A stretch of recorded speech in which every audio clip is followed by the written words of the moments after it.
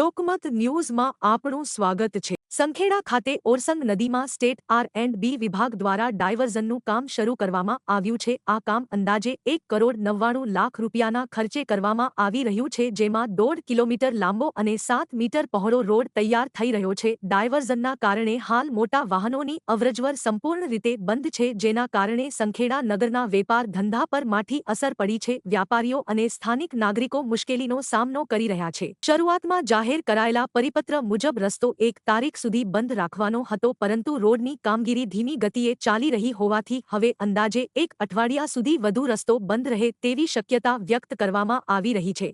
આ સાથે લોકોમાં પ્રશ્ન ઉઠી રહ્યો છે કે જો સરકારી ખર્ચે 1,99 કરોડની લાગથી ડાયવર્ઝન બનાવવાનું હતું તો લોકફાળાથી ડાયવર્ઝન શા માટે બનાવવામાં આવ્યું? આ મામલે પારદર્શિતા અને ઝડપી કામગીરીની માંગ ઉઠી રહી છે।